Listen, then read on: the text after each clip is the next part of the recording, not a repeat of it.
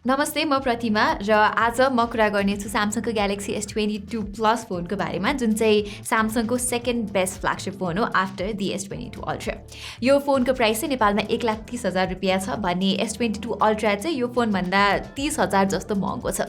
मैले Galaxy S22 Plus र Galaxy S22 Ultra चाहिँ साइड बाई साइड चलाएको 3 हप्ताभन्दा बढी समय भइसक्यो र आज चाहिँ म मेरो सबै एक्सपिरियन्सेसहरू तपाईँलाई यस भिडियो मार्फत सेयर गर्नेछु र S22 Plus र S22 Ultra बीचको फरक पनि भन्नेछु। So let's get started. So review सुरु गरौँ डिजाइनबाट नै। S22 Ultra र S22 Plus बीचको सबैभन्दा ठुलो डिफ्रेन्सिएटिङ फ्याक्टर भनेको चाहिँ यिनीहरूको डिजाइन नै हो। S22 Ultra को साइज चाहिँ सबैजनालाई कम्फर्टेबल नहुन सक्छ बिकज इट्स क्वाइट बिग, तर S22 Plus is just the perfect size in my opinion. हेर्दा पनि दिस फोन लुक्स एब्सोल्युटली स्टनिङ। मसँग चाहिँ यो पिङ्क कलर अप्सनमा छ भने अर्को म्याट ब्ल्याक र व्हाइट कलर अप्सनमा पनि यो फोन अभाइलेबल छ। यो डिजाइनको बारेमा एउटा सानो गुनासो चाहिँ पहिलाको S21 Plusमा भएको जस्तो कर्भड साइड्स दिएको भए चाहिँ अझै बेटर हुन्थ्यो। अहिले S22 Plusमा चाहिँ स्यामसङले आइफोन जस्तै यस्तो स्क्वेयर्ड अफ डिजाइन दिएको छ। सो ह्यान्ड्स अन फिल चाहिँ मलाई त्यस्तो रिफाइन लागेन। यसको एजेसहरू चाहिँ अलिक शार्प छ जसले गर्दा कहिलेकाहीँ यो फोन अनकम्फर्टेबल पनि हुने गर्थ्यो होल्ड गर्दाखेरि। त्यस्तो भन्दै गर्दा फेरि स्यामसङले चाहिँ यहाँ कुनै पनि फ्ल्यागशिप फिचर्स चाहिँ छुट्याएको छैन। IP68 रेटिङ अनि आर्मर्ड एल्युमिनियम फ्रेम्स अनि गोरिल्ला ग्लास विक्टर्स लगायत मजाको स्टेरियो स्पिकर्स चाहिँ तपाईँले यो फोनमा पाउनुहुन्छ। पहिलाको S21 Plus भन्दा चाहिँ अडियो निकै फाइन ट्युन गरेको छ स्यामसङले S22 Plusमा र अल्ट्रासँग कम्पेयर गर्दा पनि अलमोस्ट सिमिलर नै सुनिन्छ। अल्ट्राको कम्पेरिजनमा S22 Plusको हाइस चाहिँ अलिकति प्रोनाउन्स छ, तर मोस्ट केसेसमा नोटिस नै हुँदैन। So it's okay. Okay, moving on. स्यामसङको फ्ल्यागशिप फोन्समा हुने डिस्प्ले क्वालिटीको बारेमा त मैले भनिराख्नै पर्दैन। इट्स जस्ट टु गुड अनि इन्डस्ट्री लिडिङ पनि। यहाँ S22 Plusमा भएको 6.6 इन्चेसको डाइनामिक एमोलेड डिस्प्लेको कलर रिप्रोडक्सनदेखि लिएर कन्ट्रास्ट सबै टप लेभलको भएको तपाईँले भेटाउनुहुन्छ। स्यामसङले चाहिँ यहाँ 1750 निट्सको पिक ब्राइटनेस दिएको छ, सो भिजिबिलिटीमा पनि कुनै पनि समस्या हुँदैन।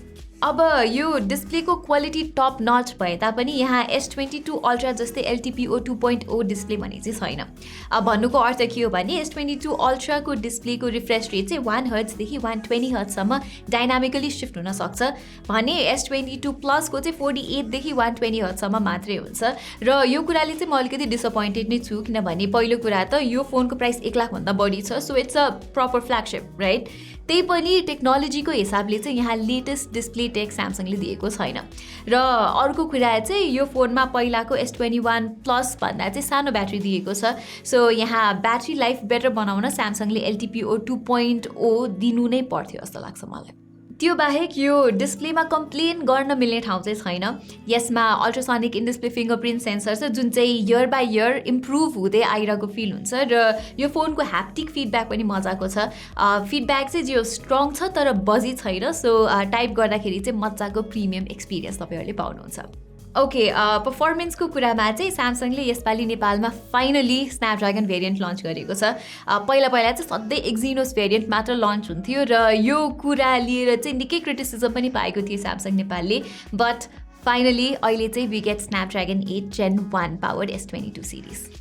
हुन त यसपालि एक्जिनोस 2200 वाला भेरिएन्टको निकै चर्चा परिचर्चा थियो AMDसँगको पार्टनरसिपले गर्दा, तर इन दी एन्ड त्यो चाहिँ हात्याए फुस्सा जस्तै नै भयो। ओके, जोक्स अपार्ट, नेपालमा स्न्यापड्रागन भेरिएन्ट आउनु भनेको चाहिँ इट्स अ ब्लेसिङ नै, र त्यसै कारणले नर्मल पर्फर्मेन्स होस् या डिमान्डिङ भन्दा डिमान्डिङ काम, यो फोनले सबै कुरा स्मुथली ह्यान्डल गर्न सक्छ।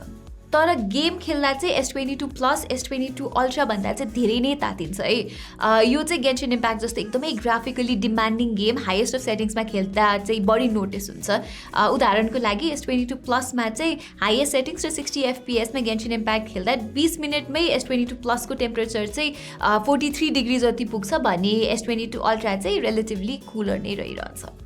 यस्तो हुनुको रिजन चाहिँ S22 Ultraमा नयाँ जेल टिम थर्मल पेस्ट र ग्राफाइट शीटिङ प्रयोग भएको छ जुन चाहिँ S22 Plusमा मिसिङ छ। तर अरू डिमान्डिङ गेम्स जस्तै PUBG मोबाइल र कल अफ ड्युटी खेल्दा चाहिँ फेरि त्यस्तो धेरै तातिने समस्या मैले भोगिनँ र FPS अनि स्टेबिलिटी पनि उस्तै नै भएको पाएँ दुईटै फोनमा। अब सफ्टवेयर एक्सपिरियन्स त के भन्ने स्यामसङको One UI मेरो वान अफ द फेभरेट युआइज नै हो स्यामसङले चाहिँ यसपालि सानो सानो डिटेल्समा पनि फोकस गरेको छ to make the experience even better मलाई मनपर्ने चाहिँ यहाँ वालपेपरको थिम अनुसार पुरै युआईकै थिमलाई चेन्ज गर्न मिल्छ र यसमा एड्याप्टिभ रिफ्रेस रेट पनि एउटा एपबाट अर्को एपमा स्विच हुँदाखेरि मजाले काम गर्छ र अपडेट्सको कुरामा पनि Samsung is doing good I mean really good S22 series र इभन स्यामसङको A सिरिजमा स्यामसङले 4 वर्षको प्लेटफर्म अपडेट्स र 5 वर्षको सेक्युरिटी अपडेट्स दिने प्रमिस गरेको छ र even if you look at monthly security updates यो एस्पेक्टमा पनि स्यामसङको फोन्सहरूमा अपडेट निकै चाँडो आउने गर्छ इनफ्याक्ट फास्टर देन गुगलको आफ्नै पिक्सल फोन्सहरू so yeah finally Samsung is catching up with Apple in terms of software commitments भनौँ न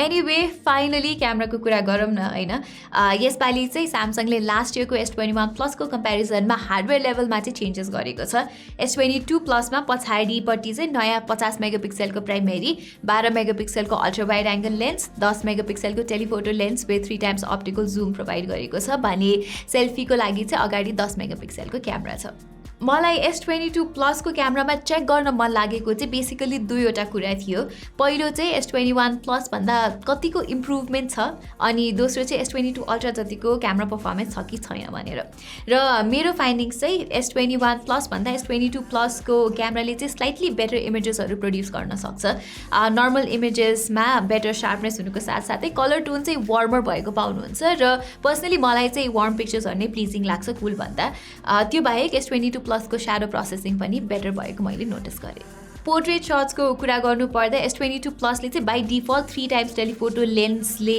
पोर्ट्रेट्स लिन्छ जबकि S21 प्लसले चाहिँ 2 टाइम्स जुम इन गर्छ S22 प्लसको सब्जेक्ट फोकस राम्रो हुनुको साथसाथै सब्जेक्ट्समा डिटेल्स पनि राम्रो छ तर स्याडो प्रोसेसिङ चाहिँ S21 प्लसमै बेटर छ सो मेबी स्यामसङले चाहिँ यो कुरालाई सफ्टवेयर अपडेटको थ्रुबाट फिक्स गर्छ होला सेल्फिज चाहिँ S22 प्लसको अलि वार्म छ येलो कलर टोन भएको भने S21 प्लसमा चाहिँ अलिकति रेड टिन्ट पाउनुहुन्छ मैले अघि नै भने जस्तै वार्मर टोन चाहिँ मलाई राम्रो लाग्छ सो आई प्रिफर द्याट तर तपाईँको चोइसमा पनि डिपेन्ड हुन्छ यो कुरा चाहिँ सो या स्यामसङले चाहिँ S22 प्लसको क्यामेरालाई अझै रिफाइन बनाएको छ तर नोट गर्नुपर्ने कुरा चाहिँ S21 प्लसको क्यामेरा अझै पनि निकै राम्रो र रिलायबल नै छ on the other hand S22 अल्ट्रासँग कम्पेयर गर्दा पनि मैले S22 प्लसको क्यामेरा चाहिँ निकै सिमिलर भएको पाएँ यहाँ डिफ्रेन्स चाहिँ S22 अल्ट्रामा 108 मेगापिक्सलको लेन्स र अप टु 100 टाइम्स जुम गर्ने डेडिकेटेड पेरिस्कोप लेन्स छ भने S22 प्लसमा चाहिँ 50 मेगापिक्सलको लेन्स र 30 टाइम्ससम्म मात्र जुम गर्न सक्ने टेलिफोटो लेन्स छ तर क्वालिटी वाइज चाहिँ मेन र अल्ट्रा वाइड क्यामेराबाट खिचेको फोटोजहरू दुवै फोनको नेक टु नेक नै छ अब नर्मल इमेजेसमा चाहिँ जुम इन गरेर हेर्दा S22 अल्ट्रामा अलिकति बेटर डिटेल्स भएको भेटिन्छ तर यत्तिकै हेर्दा चाहिँ त्यस्तो थाहा नै हुँदैन अझ S22 अल्ट्राको ठुलो सेन्सरले त क्लोजअप सट्समा राम्रोसँग फोकस गर्न सक्दैन भने S22 प्लसले चाहिँ मजाले गर्छ रातिको टाइमको फोटोजमा चाहिँ S22 अल्ट्राले अलिकति बडी लाइट क्याप्चर गर्न सक्छ अनि डिटेल्स पनि बेटर छ thanks to its bigger sensor अब पोर्ट्रेट्समा भने चाहिँ त्यस्तो डिफ्रेन्स चाहिँ छैन अलिअलि कलर टोन मात्र भिन्न देखिन्छ एन्ड द्याट्स इट भिडियोग्राफीको एस्पेक्टमा दुवै S22 प्लस र S22 अल्ट्राले चाहिँ एकदमै राम्रो भिडियो खिच्न सक्छ यहाँ 8K 24 FPS सम्मको फुटेजेसहरू खिच्न सकिन्छ र ओभरअल क्वालिटी अनि स्टेबिलाइजेसन चाहिँ लास्ट इयरभन्दा इम्प्रुभ गरेको छ स्यामसङले तर फेरि 8K रेजोल्युसनमा खिच्नु त्यस्तो प्र्याक्टिकल चाहिँ लाग्दैन मलाई त्यस्तो बेस्ट अफ स्टेबिलाइजेसन नहुनुको साथसाथै धेरै नै स्टोरेज खपत हुन्छ 8K फुटेजेसहरू सेभ गर्दाखेरि सो